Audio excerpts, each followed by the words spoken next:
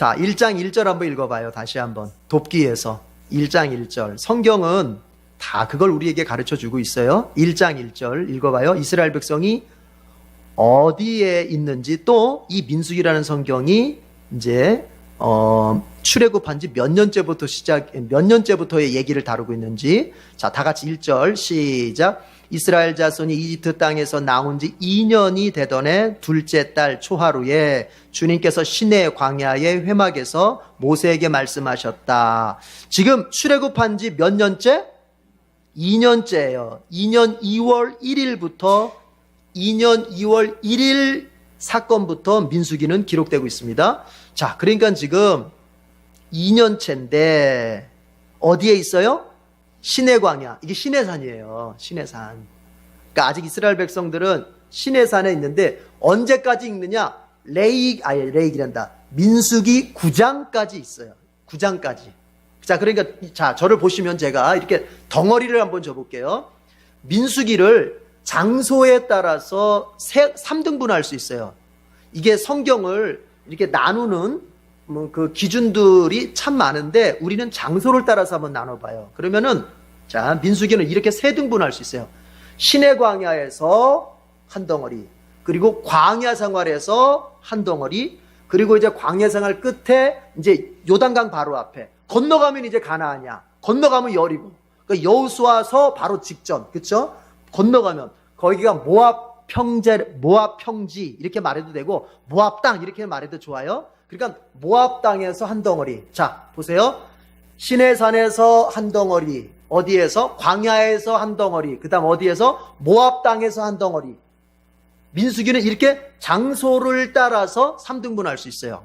그래서 시내산은 1장에서 9장까지 이제 1장에서 9장까지 내용. 그 여기서 시내산에서는 뭘 하고 있느냐? 이제 마지막 이게 정리를 하는 거예요. 뭘 하기 위해서? 가나안 정복을 위해서 이제 가나안 정복 전쟁을 해하러 가야 되잖아요. 여러분, 이집트에서 나온 게 목적이 아니고 이집트에서 나온 거는 그거는 가나안으로 가기 위한 하나의 수단이에요. 수단. 그러니까 진정한 목적은 뭐예요? 가나안에 들어가는 거예요. 들어가는 거. 예수 안에서 죄 용서받고 예수 안에서 구원받은 것은, 여러분, 구속받은 것은, 죄 용서받고 구속받은 것은 목적이 아니에요. 그거는 우리의 목적은 뭐예요? 주님의 천국에 이르러서 그분의 신령한 몸으로 부활하고 그분과 함께 영생을 누리는 것이 우리의 목적입니다. 알았어요? 그러니까 나 예수 믿고 제사함 받았다, 이것에 그냥 이게 신앙생활의 전부인 줄 알고 여기에만 머물러 있으면 그거는 출발만 좋아하는 거예요. 출발. 우리는 가야 할 곳이 있다. 그래서 이스라엘 백성들이 이제 가나안 정복 전쟁을 하러 가야 되는데 무조건 뭐 가면 됩니까? 하나님께서 이제 민수기 1장에서 9장 사이에 뭘 하느냐? 이스라엘 백성을 군대로 조직하시는 거예요. 뭐로 조직해요? 군대로 조직하시는 거예요. 그게 1장에서 9장까지 쉽게 말하면 핵심이에요. 핵심.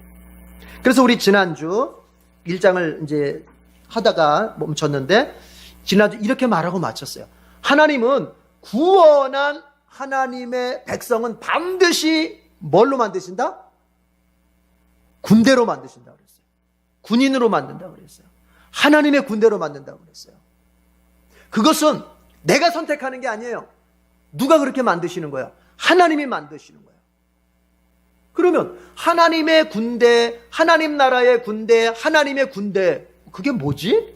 여러분, 군인은 두 가지의 모습을 갖춰요. 물론 한 가지의 목적을 위해서 이 한 가지의 행동을 하기 때문에 두 가지라고 볼 수 있는데 뭐냐? 여러분, 군인의 목적은 뭐예요? 전쟁이잖아요. 전쟁의 또 전쟁을 통해서 이루고자 하는 게 뭐예요? 그 자국의 영토를 넓히는 거예요. 영토를. 물론 적군이 쳐들어오면 우리가 방어도 하지만, 여러분, 방어도 하지만 때로는 그 군대가 침략을 해서, 침투를 해서 뭘 넓혀요? 자국의 영토를 넓히는 거예요. 하나님의 군대, 하나님의 군인들은 여러분 뭐 하는 사람들이냐? 이 세상에 마귀가 지배하고 있고 세상 죄악이 통치하고 있는 이 세상에 하나님의 영토를 넓혀가는 사람이에요. 믿으십니까? 그게 전도요. 전도는 여러분, 우리 교회 가자, 교회 다니면 그냥 재밌어, 그냥 이게 아니라, 전도라고 하는 건 뭐냐? 엄밀한 의미에서 전도는, 따라합시다, 전도는 전쟁이다.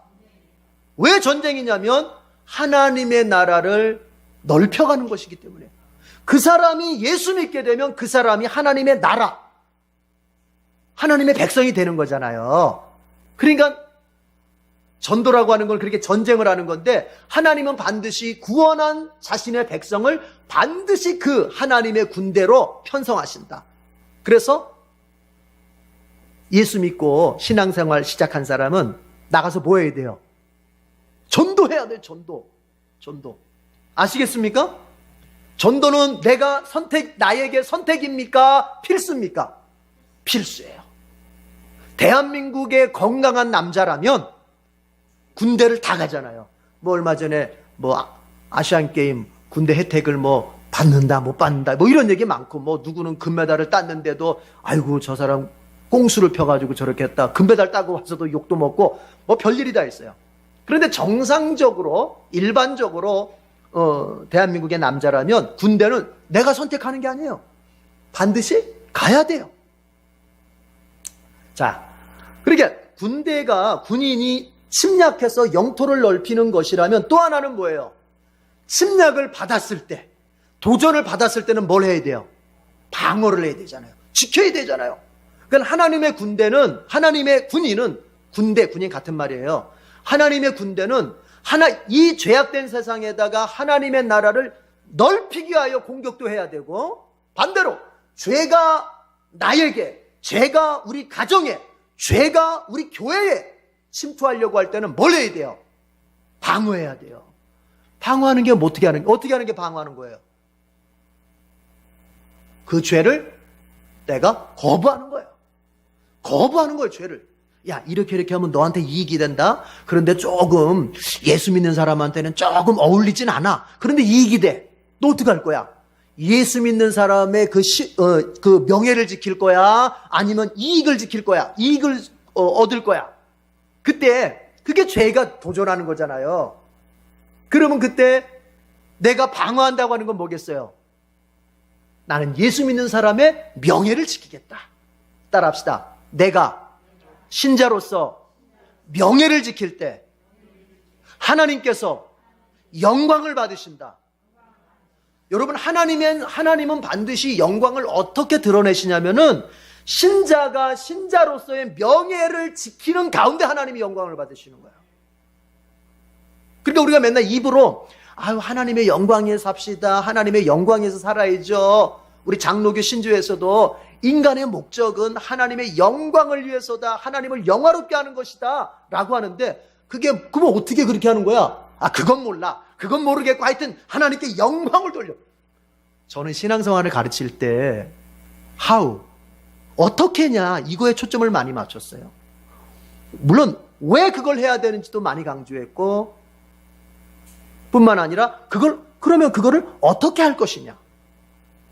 우리가 신앙생활하면서 속기 쉬운 게 뭐냐면요, 여러분, 그러니까 원론은 알아요. 원론이라는 건 뭐냐? 원론은 이상향이야, 이상향. 내가 가야 할 이상향. 그러니까 원론에 대해서는 말들을 잘해요.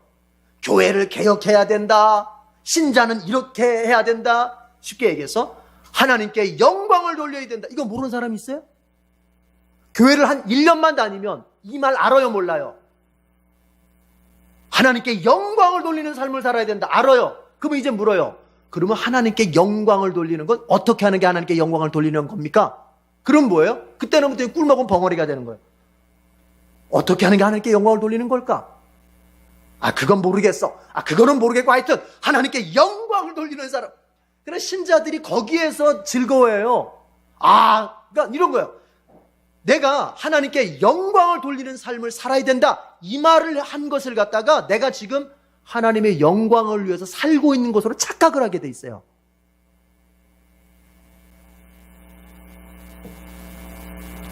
사람의 착각이 어느 정도냐면요, 여러분.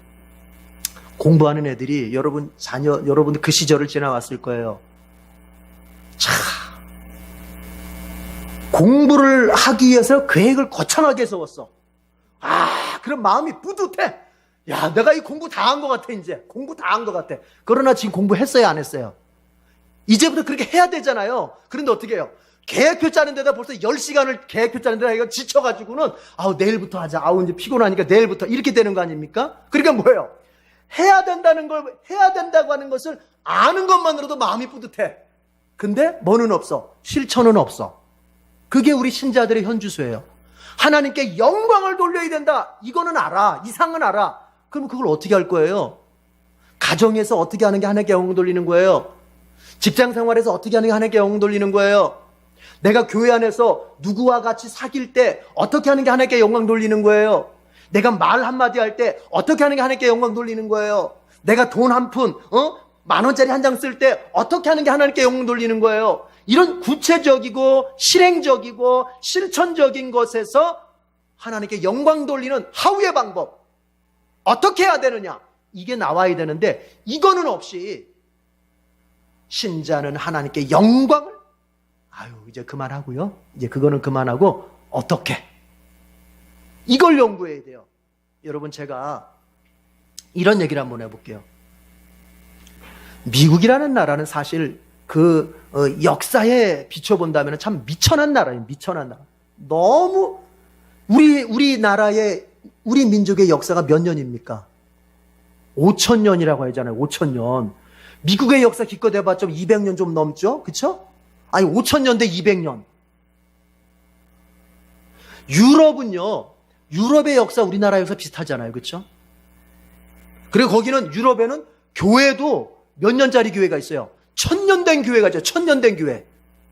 우리로 말하자면 불교로 말하자면 막 경주 불국사 이런 것처럼 서양에는 교회가 그렇잖아요. 막 1,000년 넘은 교회들. 근데 미국은 길어봤자 200년. 세웠다 하더라도 200년 아닙니까? 상대가 안 돼. 그런데 그럼 역사에 비춰보자면 그렇게 미천한 아주 일천한 미국이 전 세계를 주도한단 말이에요. 강대국도 넘어서서 초강대국으로서. 그러면 미국이 그럴 수 있었던 그 비결이 뭐냐? 여러분 잘 들어보세요. 유럽이라는 나라는 이론에 튼튼해. 이론에 집중해서 이론. 그래서 유럽은 뭐가 발달했냐면은 철학이 발달하고 신학이 발달했어요. 그러니까 여기서 말하는 철학과 신학은 뭐냐? 이론적. 왜 인간은 살아야 되는가? 왜 인간은 배워야 하는가? 왜 인간은 인간다워야 하는가? 뭐 이런 거. 왜? Why? 왜 그렇게 해야 되느냐? 이거에다가 초점을 맞춰요. 즉 목적에다가 초점을 맞춰요. 목적에다가. 그러니까 그 사람들은 이론적인 거는 아주 깊어요. 이 사상이. 철학이나 이론이 깊어요. 자, 그런데 미국은 제가 공부한 바로는 그것을 그러니까 그 목적을 버리는 건 아닌데 미국은 한 발 더 나갑니다. 뭘 하느냐? 프래그머티즘. 실용주의. 좋다. 인간이 왜 공부해야 되는지도 중요하지만 공부를 어떻게 하는지는 더 중요하다. 어떻게? 미국은 방법론에 더 집중하게 돼요. 방법론에. 그러니까 유럽은 맨날 왜 공부해야 되냐 그거 가지고 인간이 왜 공부해야 되느냐 가지고 난리를 서로 막 논쟁하고 서로 어쩌고 저쩌고 할 때 미국은 어떻게 할 거냐? 초등학교 애들은 공부를 어떻게 시킬 거고 중학교 애들은 공부를 어떻게 시킬 거고 방법론에 매달렸어요. 방법. 실용주의. 그 사람들이 말하는 실용주의. 그러니까 방법에 매달리다 보니까 현실적으로 미국이 더 많은 열매들을 거두게 되는 거예요. 그렇다고 미국이 모든 면에서 우리가 본받아야 된다 이런 건 아니에요. 미국의 그 실용주의는 한편으로는 좀 뭐랄까 우리가 받아들이지 말아야 될 부분도 있어요. 쉽게 얘기해서 여러분 미국의 실용주의가 미국의 기독교가 미국의 실용주의와 만나게 돼요. 이 실용주의가 교회 안에 침투를 한다고. 그래서 교회도 찾고 실용적인 거를 찾게 돼요. 그런 영향을 많이 받은 게 죄송합니다. 오순절 교단이라든지 그래서 자꾸 범사, 현실에서 잘 되고 이런 것들이 자꾸 나오게 되니까 그런 거예요. 그러니까 그런 건 조금 우리가 조심해야 돼. 그러나 분명한 건 뭐냐? 우리가 이상만 가지고 있어. 해야 된다. 당위만 가지고 있어. 가야 된다. 당위성만 가지고 있고, 그런데 정작 어디로 가야 될지도 알아. 이상을 가지고 있어. 근데 정작 뭐가 없어. 어떻게 갈 거냐? 그걸 어떻게 이룰 거냐? 이 하우의 문제. 우리가 신앙생활을 그런단 말이에요. 신앙생활을. 다시 한번 얘기하지만 알아요. 교회 다닌 지 1년만 돼도 신자는 하나님의 영광을 위해 살아야 된다. 알아요. 이상이야. 그런데 문제는 뭐예요? 그걸 어떻게 실행할 거냐? 자, 하나님의 영광을 위해서 너의 개인 가정, 너의 물질 시간, 너의 재능, 너의 자녀 교육, 이런 모든 것 속에 하나님의 영광을 위한 걸 도대체 어떻게 실행할 거냐? 이런 게 없어요. 이런 게. 그러면 결론적으로 뭐냐? 따라합시다. 열매가 없다. 아무것도. 긴 시간 동안 여러분 제가 강조했습니다. 그래서 자꾸 여러분들은 설교는요, 우리가 주일날 와서 예배 시에 설교를 듣습니다. 설교는 방향을 제시하는 거예요. 설교는 이상형을 제시하는 거예요. 어디서 어떻게 짧은 시간 안에 한 사람 한 사람에게 다 맞춰서 그걸 갖다가 적용을 하겠어요. 지혜로운 사람은 철학을 들으면 그 방향을 딱 제시받았으면, 지혜로운 사람 같으면 이제 이 방향으로 가기 위해서는 나의 지금 이 현실에서는, 나의 이 처지에서는 내가 뭘 해야 될까? 어떻게 해야 될까? 여러분들은 설교를 듣고 끝나는 게, 주일날 예배당에서 설교 듣는 것으로 끝난 게 아니에요. 어떻게 보면 따라합시다. 그때부터 시작이다. 설교가 끝난 다음부터가 여러분의 시작이에요. 왜 시작이에요? 저 설교 목사님 방향을 얘기해 주셨는데, 예수 믿는 사람은 이제부터 자기가 아니라 하나님의 영광을 위해서 하나님을 위해 살아간다고 그 방향을 잡아주셨는데, 그러면 내가 하나님을 위해서 산다고 하는 건 도대체 뭘까? 내가 오늘 이 상황에서 하나님을 위해서 산다고 하는 것은 내가 뭘 선택하는 것일까? 그 적용은 누구 몫이에요? 내 몫인 거예요. 내 몫. 그거를 잘하는 사람들이 신앙이 실제적으로 성장하는 것이고, 자기 자신이나 자기 가정이나 자기의 일터를 신앙화시켜가는 거예요. 그리고 그렇게 신앙화시켜가는 과정 속에서 이제 드디어 뭘 하게 됩니까? 전도를 하게 되는 거예요. 전도. 안 그렇습니까? 전도를 그래서 하는 거야. 아니, 가정을 내가 신앙화시키다 보니까 가족 중에서 예수 안 믿는 가족이 있어. 야, 네가 예수 안 믿고서야 우리 가정이 어떻게 예수의 가정 되게 할 수 있겠니? 야, 교회 나가야 되겠다. 그래서 일터를 내가 신앙화시키다 보니까 예수 안 믿는 내 동료들이 보이고, 그들이 예수 믿어서 하나님 백성 되게 하는 거, 이것이 하나님께 영광을 돌리는 것이고 하나님이 기뻐하시라는 이런 걸 딱 이제 알았을 때, 그래서 전도를 하게 되는 거예요. 신앙은 다 유기적으로 연결이 돼 있습니다.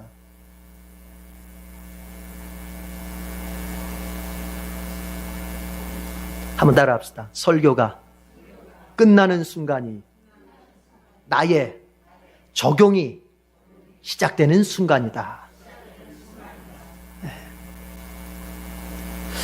그러니까 하나님께서는 구원한 자기 백성은 반드시 뭘로 만드신다? 군대로 만드신다. 그게 민수기에서 첫 번째로 보여주시는 것은. 그래서 하나님께서 인구조사를 하신다. 자, 표시하고. 여러분 46절 나침반 표시했나요? 46절. 자, 거기 46절 나침반 표시하시고요. 나침반은 그 단락에서 중요한 구절인 거예요. 그 단락. 이게 두 번째 단락인데, 자, 다 같이 읽어봅시다. 46절. 민수기 1장 46절 시작. 등록된 이들은 모두 60만 3,550명이다. 자, 이스라엘 백성 인구조사를 했어요. 그 조건이 뭐냐면은 20살이 넘은 전쟁에 참여할 수 있는, 20살 이상 전쟁에 참여할 수 있는 사람들을 남자들만 세봤더니 모두 몇 명이다? 60만 3,550명. 603, 550. 60만 3,550명. 자, 그런데 여러분 보세요. 이 60만이 이스라엘 백성의 전체가 아니죠. 그렇죠? 20살 이상의 전쟁에 나갈 만한 남자들만 센 거예요. 남자들만. 그러면 실제 출애굽한 인원들은 대략 몇 명이나 되겠느냐라고 했을 때, 뭐 성경에 그걸 정확히 써놓지 않았으니까 몰랐겠지만, 이걸 기준으로 해서 봤을 때 학자들은 약 200만 정도로 추산하는 거예요. 200만 정도. 그렇게 200만 정도. 거의 가족들, 아이들 둘하고 아내하고 딱딱 또 하다 보면은 뭐 대략 그렇게. 자, 그렇습니다. 이렇게 인구 조사를 했습니다. 어딜 보시냐면 49절. 일단 표시부터 하십시다. 49절 나침반 표시해 보세요. 49절 나침반 표시합니다. 세 번째 단락에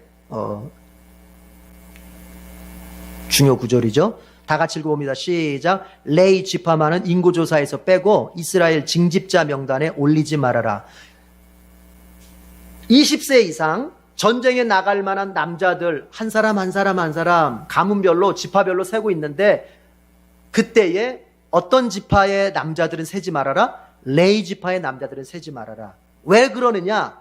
자, 제가 설명하는 것보다 여러분들이 50절을 직접 읽어보세요. 50절 아주 설명이 잘 나왔어요. 50절 참고로 시작. 그 대신 너는 레위 사람을 시켜 증거궤가 보관된 성막을 보살피게 하여라. 모든 기구와 그 안에 있는 모든 비품을 그들이 관리할 것이다. 그들은 성막을 옮기는 일과 그 안에 있는 모든 기구를 옮기는 일을 맡을 것이다. 그들은 성막을 돌보며 성막 둘레에 진을 치고 살아야 한다.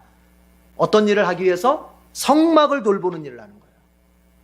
그러니까 이스라엘 백성이 군대 안 가는 게 결코 편하게 해주는 게 아니라 일생 내내 뭘 해야 되느냐? 성막을 돌보면서 매일매일 성막에서 노동을 하고, 자, 여러분 만약에 이제 옮겨가잖아요. 이동하잖아. 이동할 때 다른 사람들은 다 자기 집안 거 물건 챙겨서 가면 돼요. 자기 집안 물건. 레위 지파는요? 아니에요. 하나님의 성막의 물건을 짊어지고 가야 돼. 짊어지고. 그러니까 군인들은 전쟁 날 때만 나가서 잠깐 하면 돼요. 그러나 레위인들은 뭐예요? 일생 내내 매일매일 성막을 위해서 이렇게 일하는 거예요. 그러니까 병역 혜택이라고 하는 게요. 병역 혜택이 만약에 그게 편하게 주는 거면은 그거는 안 되는 거예요. 군대 가는 것보다 더 이 사회를 위해서 더 큰 일을 하게끔 해주는 게 병역 혜택의 진정한 의미인 거죠. 그러니까 레위 지파도 마찬가지예요. 그러니까 손흥민 선수가 여러분 얼마나 큰일을 합니까? 정말 대한민국을 광고를 하려고 해도 그 선수가 한번 뛰는 것만큼 광고가 안 되잖아요. 그러니까 얼마나 큰일 하는 거예요. 그러면 그런 사람들은 빼줄 수 있는 거죠. 저는 개인적으로, 뭐 여러분의 강요하는 거 아닙니다. 개인적으로. 성경을 비춰봤을 때.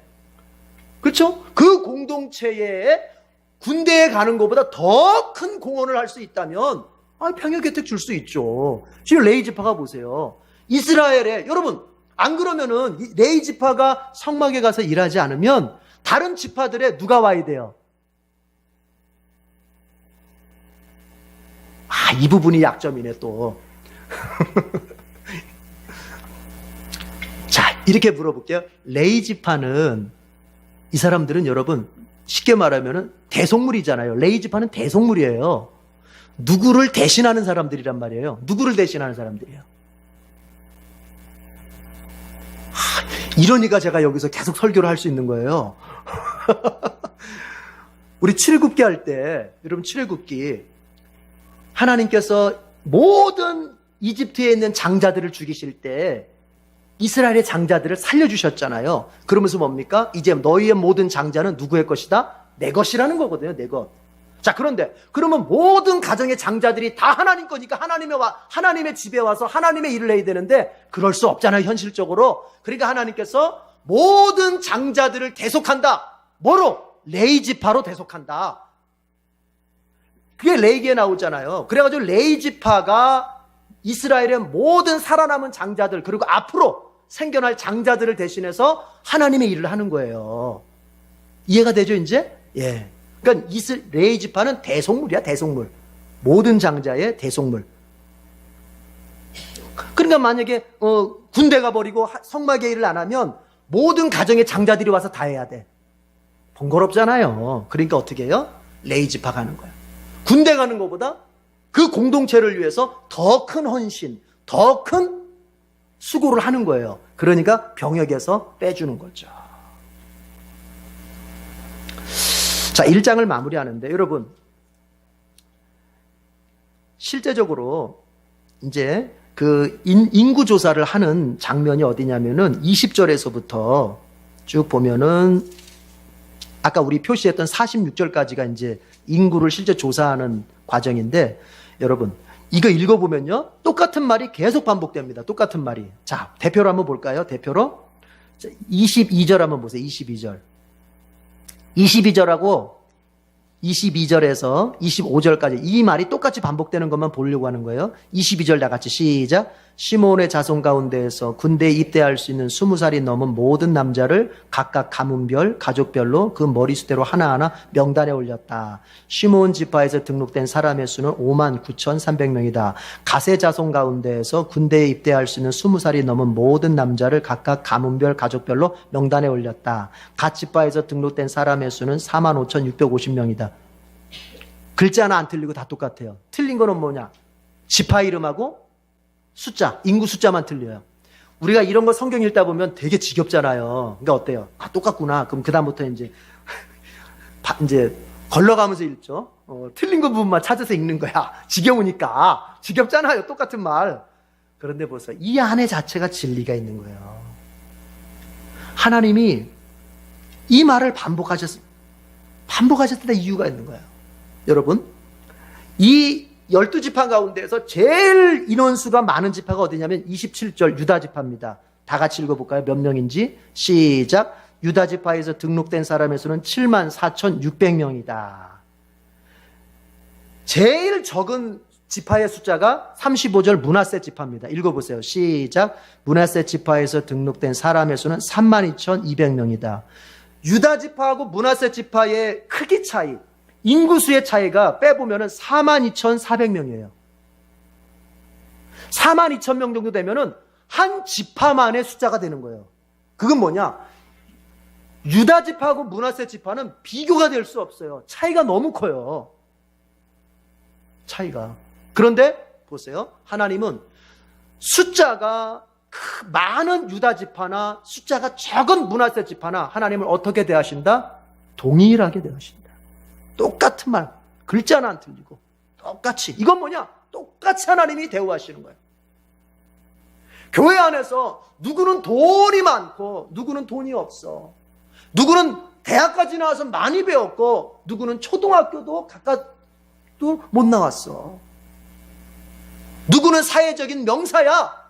누구는 그저 이름 없는 범인, 평범한 사람이야. 여러분, 그때 사람은 다를 수 있습니다. 그렇죠? 사람은 다를 수 있습니다. 심지어는요, 제가 목사지만 목사도 여러분 어때요?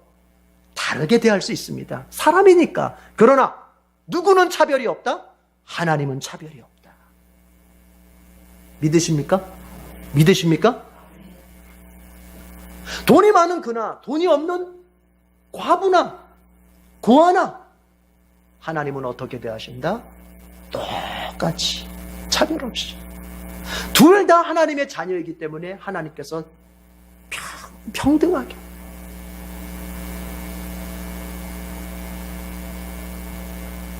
그러므로 우리 신자들이 가져야 할 마음 중에 하나는, 교회도 돈 있는 사람이 다니는 거지.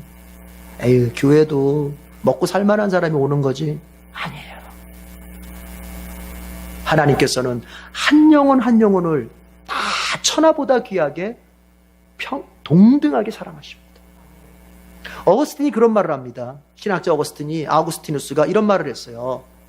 하나님께서는 사랑을 하실 때 어떻게 사랑하시느냐? 네가 이 세상에 하나밖에 없는 것처럼 너를 사랑한다. 이해가 되세요? 이 세상에 사람이라고는 누구밖에 없는 것처럼, 나밖에 없는 것처럼 하나님이 날 사랑하신다. 그런데 그게 뭐냐? 한 사람 한 사람을 그렇게 사랑하신다는 거예요.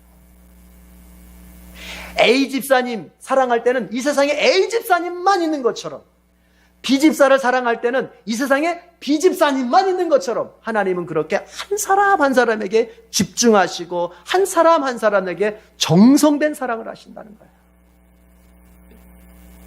여러분, 비교하지 마십시오. 다른 사람하고 비교하지 마세요. 하나님 저 사람을 더 사랑하시고 나는 사랑하지 않는 것 같아. 그래서 내 인생이 이 모양 이 꼴이야. 그런 거 없어요, 여러분. 그런 거 없어요.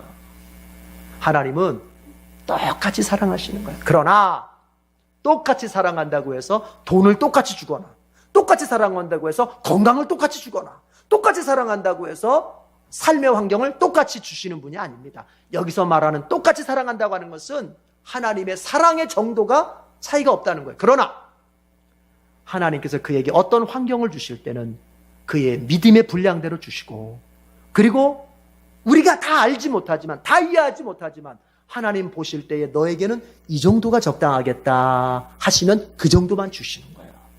왜요? 그 사람한테는 그 정도만이 가야 그게 복입니다. 아멘. 아멘. 더 많이 받고 싶어요?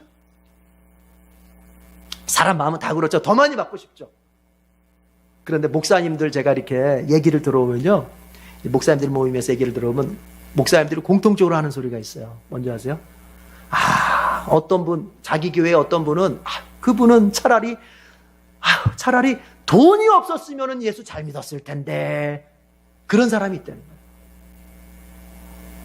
돈이 좀 정도껏 있었으면 겸손하게 예수 잘 믿었을 텐데, 돈이 너무나 주체할 수 없을 정도로 많다 보니까 신앙생활이 잘 안 돼.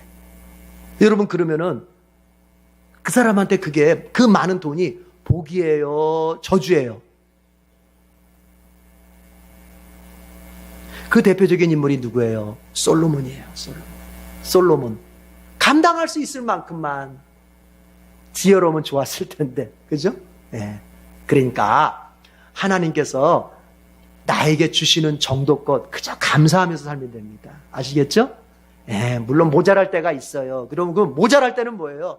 하나님 공급해 주십시오. 기도하란 뜻이에요. 기도하란 뜻이에요. 그리고 채워졌을 때는 여러분, 조금만 더 주시지 이러지 말고 하나님 감사합니다. 하나님 감사합니다. 아시겠죠? 예. 하나님께서 여러분 이거 한번 생각해 봐요. 야곱의 가족이 이집트로 내려갈 때가 몇 명이었어요? 창세기 마지막 부분, 출애굽기 1장에 나오잖아요. 창세기 50장하고 출애굽기 1장이 나오는데 몇 명이 내려갔어요? 75명이 내려갔어요. 75명. 이집트에 있었던 요셉의 가족까지 치면은 75명의 야곱의 가족이 이집트로 이민을 간 거예요. 자, 그런데 여러분 오늘 20세 이상 남자들만 세보니까 몇 명이었어요?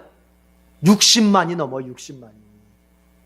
75명의 숫자가 20세 이상 남자만 몇 명이 됐어요? 60만이 되는 거예요.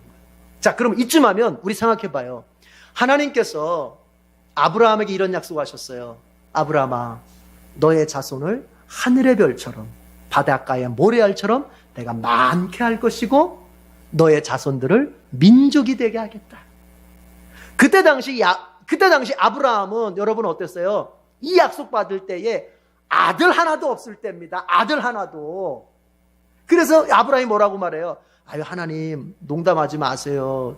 저한테 지금 아들 하나도 없는데 무슨 하늘의 별처럼 바닷가의 모래알처럼 자식이 막 후손들이 많아져요. 그냥 내가 아끼는 종 엘리에셀, 아들은 아니지만 그냥 아들 같은 종이니까 엘리에셀이나 내 후계자로 좀 삼으려고 합니다. 하나님께서 아니다.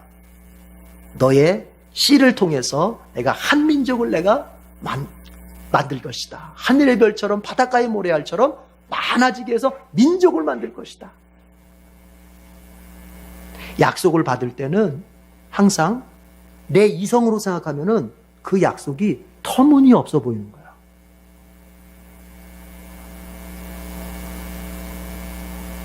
하나님의 말씀을 믿으려고 하면 내 이성으로 그것을 믿으려고 들면 터무니없어 버려요. 뭐? 안진뱅이가 일어났다고? 아니 평생 장님인 사람이 예수님이 기도 한 번 했더니 그냥 눈을 떴다고? 아니 그 보리떡 5개 가지고 5,000명을 먹였다고? 무슨 예수님께서 빵집 주인이냐?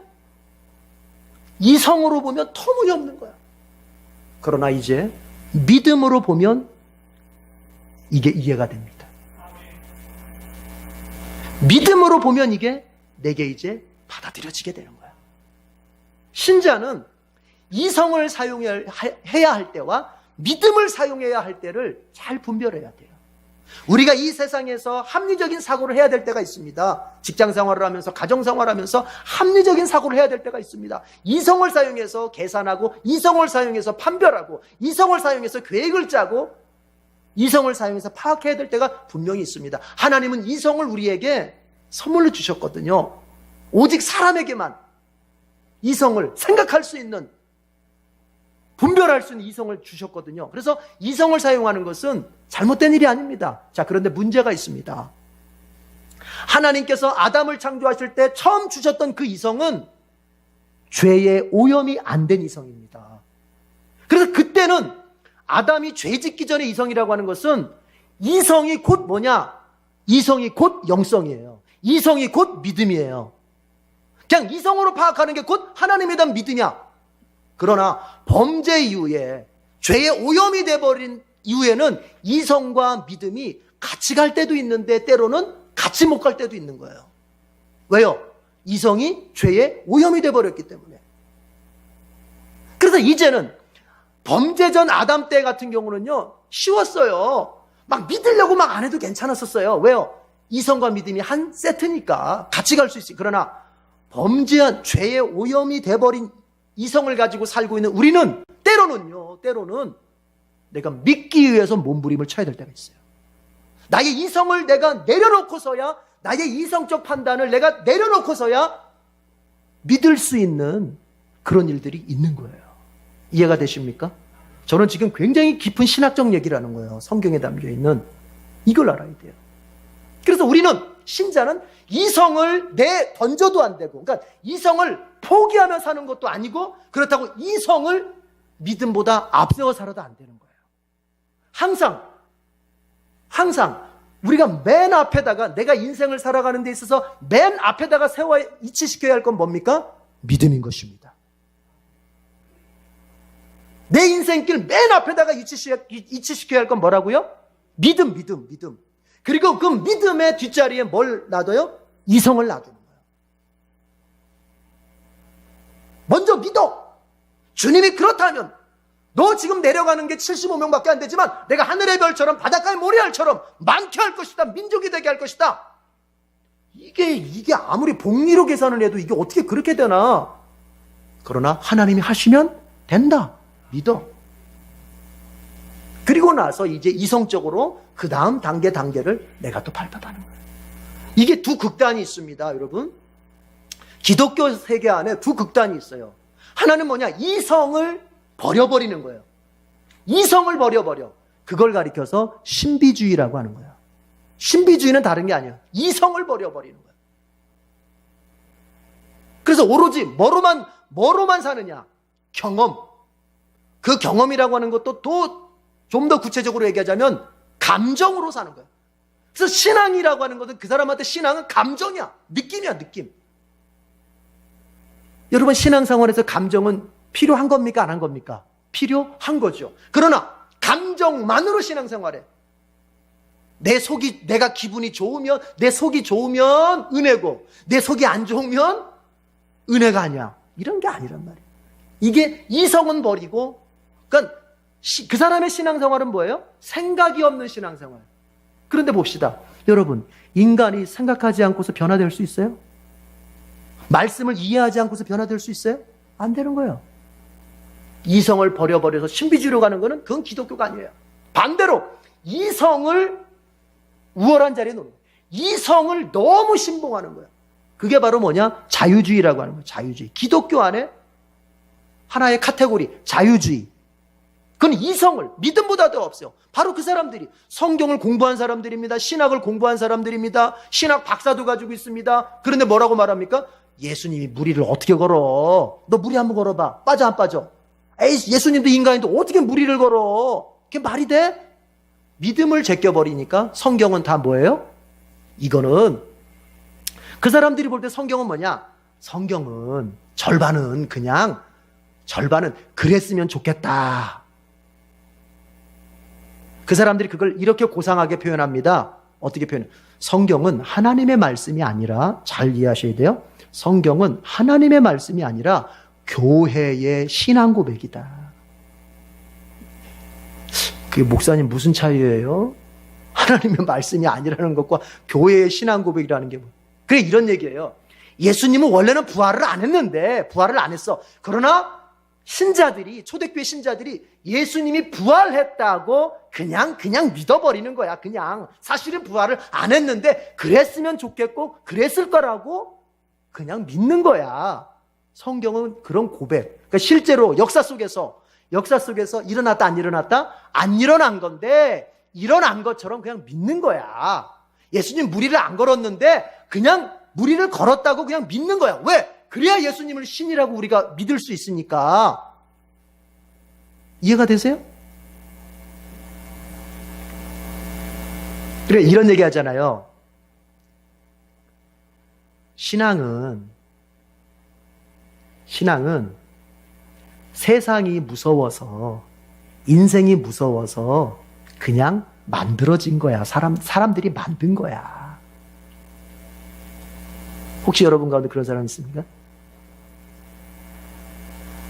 인생 사는 게 두려우니까, 뭐라도 기대야 되니까, 뭐라도 의지해야 그래도 겨우 인생을 살 수 있으니까, 그래서 사람들이 만들어낸 게, 원시시대부터 만들어낸 게 바로 이 종교라고 하는 거야. 이게 바로 이성에서 출발하는 거야. 아주 내가 심오한 얘기를 하는데 지금 잘 이해가 되세요? 우리는 그러면 여러분, 우리 복음주의, 우리 개혁주의는 뭘 앞에다 내세워요? 믿음을 앞에다 내세워요.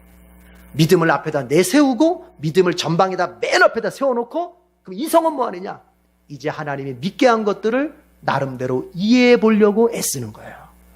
그래서 여러분, 그래서 신학이 가능한 거예요. 학은 이성 아닙니까? 그런데 그러면 신앙, 믿음만 있으면 되지 왜 신학이 필요하냐? 믿은 그것을 이제는 체계적으로, 논리적으로 연결을 해서 내가 간직하고 싶은 거예요.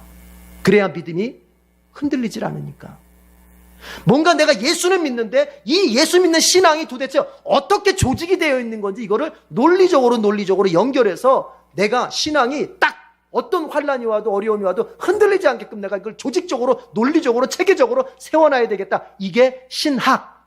그걸 여러분들이 이해하는 말로 하자면 교리, 그러는 거예요. 교리. 그러면 교리는 이성의 작품이 이성의 작품. 믿음을 앞세운 다음에 하나님에 대해서 내가 믿음 생활하면서 느꼈던 것을, 경험했던 것을 이제는 그걸 이제 내가 이해하는 거예요. 아, 하나님 이런 분이구나. 이해가 되십니까? 이제 보세요. 믿음은 다른 게 아닙니다. 믿음은 내 생각을 넘어서서 하나님이 나에게 말씀하시는 것도 아멘 하면서 받아들이고 그대로 따라가 사는 것이, 이게 믿음이에요. 기독교는 이 믿음이 중요한 거예요. 자꾸 행위가 중요하다 하는데, 여러분, 제가 이렇게 보니까요, 행위가 별거 아니더라고요. 저는 이렇게 여러분께 말씀드릴게요. 이게 기독교의 진리예요.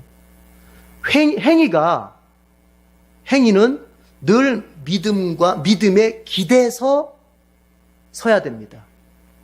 행위가 믿음에 기대서 서야지, 행위가 믿음에 기대지 않고 단독으로 행위를 할 때는 이 행위가 언젠가는 넘어지게 되는 거예요. 자, 쉽게 얘기할게요. 쉽게. 내가 윤리적으로 선하게 살려고 했어요. 그러나 제가 자주 했던 얘기가 있죠. 여러분, 윤리적으로 선한 사람, 저 사람 법 없이도 살 사람 같아 라고 하지만, 여러분, 그가 자기의 이익의 한계를 넘어서는 일을 만나면 바뀝니다. 아직 그 사람이 그 한계를 못 넘어서서 그런 거예요. 이해가 되십니까?